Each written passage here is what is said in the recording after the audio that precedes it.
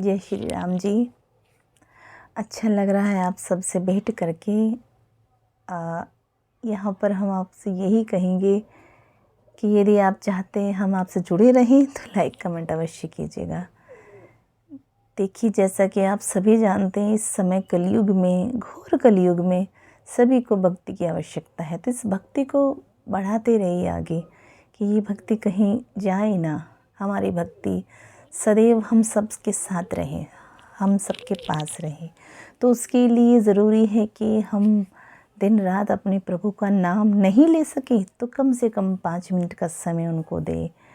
सोने से पहले बिस्तर पर 5 मिनट कम से कम हम अपने इष्ट देव, हमारे आराध्य जो होते हैं, उनका नाम लेकर सोए। हम यहाँ यह नहीं कह रहे हैं कि केवल श्री कृष्ण या श्री राम जी का नाम आप लीजिए। जिस भी देवी देवता को आप अपना इष्ट मानते हैं, उनका नाम लेकर अवश्य ही सोएं और सदा प्रयास करें कि आपका जो इष्ट है वह एक रहे।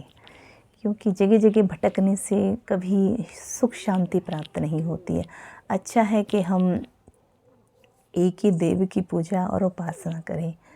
तो कहते हैं ना, माता पिता तो एक ही होने चाहिए, तभी तो हमें हमारे माता पिता आशीर्वाद देंगे। और यदि जगह जगह जाकर कहोगे ये भी मेरी माता, यह भी मेरा पिता, तो ऐसा तो हो नहीं सकता है ना। कल्याण तो एक ही माता पिता करेंगे। हाँ, सेवा आप सभी की कर सकते हैं, सभी को नमन कर सकते हैं, सभी के आशीर्वाद को प्राप्त कर सकते हैं उनकी सेवा करके। और कहते हैं जन्म के माता पिता तो एक ही होते हैं।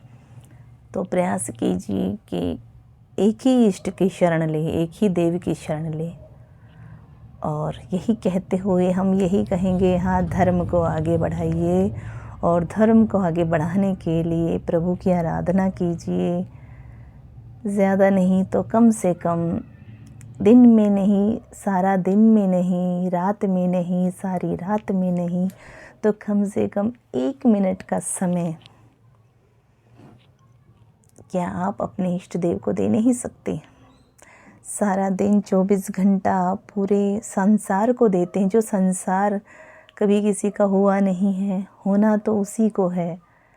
कहते हैं ना, अंत समय तो प्रभु को ही आपका हाथ पकड़ना है। तो यदि चाहते हो कि आपके इस हाथ को कोई ऐसा पकड़े जो आपको पार ले जाए, तो वह प्रभु से अच्छा और कौन हो सकता है, कौन हो सकता है जी। बहुत ही सुंदर किसी ने यह भजन बनाया है, गाया है।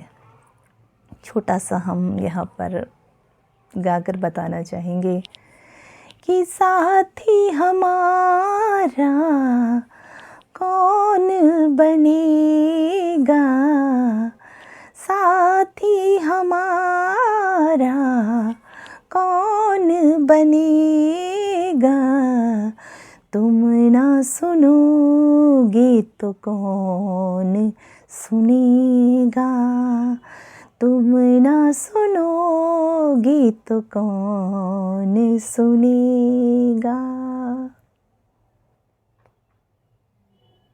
बहुत ही सुंदर यह भजन लिखने वाले ने लिखा है, दिल से लिखा है, बहुत ही सुंदर लिखा है।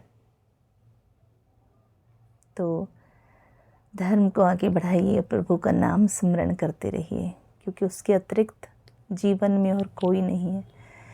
कहते हैं ये सब सहारे जो हमें दिखाई दे रहे हैं हमारे नाम के, वह सब यहीं छूट जाने हैं। कोई किसी के साथ नहीं जाता है।